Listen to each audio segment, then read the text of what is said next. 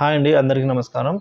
Welcome to my channel అండి. ఇప్పుడు ఈ వీడియోలో మనమైతే డిఏలకు ఎదురు చూస్తాం, ఐఆర్ పిఆర్సీల కోసం ఆశపడతాం అని ఓ సగటు ఉద్యోగి ఆవేదన అండి. ఆ వివరాలు అయితే వీడియోలో తెలుసుకుందాం. వీడియో అయితే ఎక్కడైనా స్కిప్ చేయకుండా చివరి వరకు చూడడానికి ప్రయత్నం చేయండి. వీడియో నచ్చినట్లయితే ఒక లైక్ చేయండి. ఇంకా మన ఛానల్ సబ్స్క్రైబ్ అవునట్లయితే వెంటనే సబ్స్క్రైబ్ చేసుకోండి.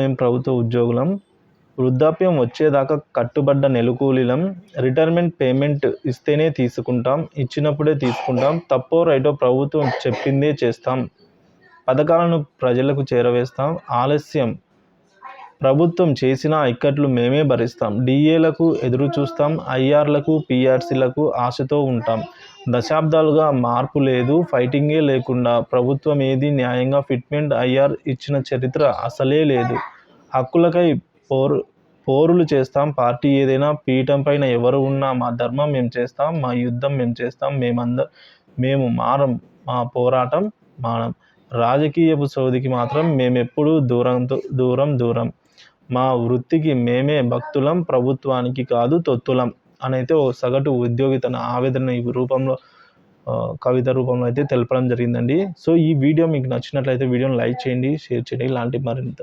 ఇన్ఫర్మేషన్ వీడియోస్ కోసం మన ఛానల్ సబ్స్క్రైబ్ చేసుకోండి. Thank you for watching this video.